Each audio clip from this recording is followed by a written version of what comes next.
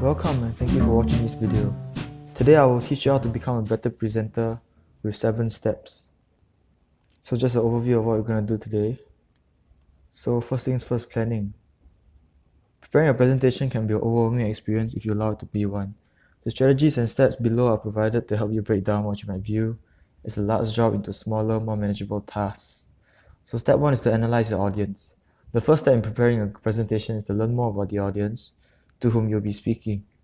It's a good idea to obtain some information on the backgrounds, values, and interests of your audience so that you understand what the audience members might expect from your presentation. The next step is to select a topic. If possible, select a topic that is of interest to the audience and to you. It will be much easier to deliver a presentation that the audience finds relevant and more enjoyable to research a topic that is of interest to you. Step 3 is to define the objective of the presentation. Once you've selected a topic, write the objective of the presentation in a single concise statement. The objective needs to specify exactly what you want your audience to learn from your presentation, and you should base the objective and the level of the content on the amount of time you have for the presentation and the background knowledge of the audience. Use this statement to help you focus as you research and develop the presentation. For instance, what I'm doing right now is I'm showing you how to give better oral presentations with 7 steps. So moving on to preparing the content of your presentation. So step 4 is to prepare the body of the presentation. After defining the objective for your presentation, determine how much information you can present in the amount of time allowed. Also, use your knowledge about the audience to prepare a presentation with the right level of detail. You don't want to plan a presentation that is too basic or too advanced. The body of the presentation is where you present your ideas. To present your ideas convincingly, you will need to illustrate and support them. Strategies to help you do this include the following: presenting data and facts, reading quotes from experts, relating personal experience, and providing vivid descriptions. And remember that as you plan your body of your presentation, it's important to provide variety. Listeners may quickly become bored by lots of facts, or they may tire of hearing story after story. So next is to prepare the introduction and conclusion. Once you've prepared the body of the presentation, decide how you will begin and end the talk. Make sure the introduction captures the attention of your audience and the conclusion summarizes and reiterates your important points. In other words, tell them what you're going to tell them and tell them that. Then tell them what you told them. During the opening of your presentation, it's important to attract the audience attention and build their interest. If you don't, listeners will turn their attention elsewhere and you will have a difficult time getting it back. Strategies that you can include the following: making the introduction relevant to listeners' goals, values, and needs. Ask questions to stimulate thinking. Share a personal experience. Begin with a joke or humorous story. Project a cartoon with colorful visual, and so on. During the opening, you want to clearly present your topic and the purpose of your presentation. Clearly articulating the topic and purpose will help the listeners focus on and easily follow your main ideas.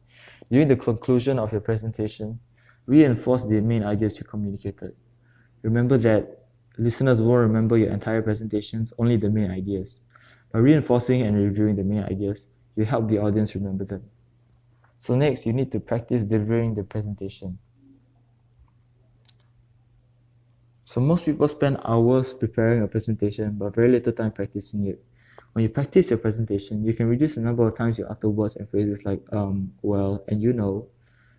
These habits can easily diminish a speaker's credibility. You can also fine-tune your content to make sure that your most important points in the time allotted. In addition to the planning of your content, you need to give advance thought to how you want to deliver it. Do you want to commit your presentations to memory, use cards to guide you, or read from the script? Or you might even want to use a combination of methods. To help you decide, read the advantages and disadvantages of the 4 delivery methods described below. So first things first, speaking from memory. An advantage is that you can speak to the audience without relying on notes on the script. And it gives you the flexibility to move away from the podium and maintain eye contact with the audience. The purpose of doing so is to engage your audience. So the disadvantage of this method is that you often sound rehearsed, and is that it's easy to forget an important point, present inaccurate information, or lose a train of thoughts. So number 2, speaking from notes. Many people like to speak from notes. Typically, these notes are either on cards or paper in outline form and contain key ideas information. So many people like to speak from notes. Typically, these notes are either on cards or paper in outline form and may contain key ideas and information. If you are using an electronic presentation tool, you may be able to include your notes in the presentation itself. The benefit of delivering a presentation from the notes is that you sound natural rather than rehearsed, and you can still maintain relatively good eye contact with your audience. The downside is that you might not express your key ideas and thoughts as well as you may have liked had you planned your exact words in advance. So moving on to speaking from text. Speaking from text involves writing your speech out word for word, then basically reading out from the text. As with speaking from memory, an advantage of this method is that you plan in advance exactly what you're going to say and how you're going to say it. A disadvantage is that you might appear to the audience to be stiff or rehearsed. You will need to make frequent eye contact and speak with expression to maintain the audience interest. So you may find that the best method to be a combination of all three. For instance, experts suggest you memorize the first and the last 10 minutes of your talk so that you can speak flawlessly and without notes. Notes may be suitable for segments of your presentation that you know very well, for example, relating a personal story. And finally, speaking from a text might be appropriate when you have quotes or other important points that you want to make sure you communicate accurately and completely. You can make a smooth seg to written text by saying something like, I want to read this quote to you verbatim to ensure that I don't distort the original intent. So moving on to appearance. I'll mostly be covering business casual as it is the standard for business attire in Singapore.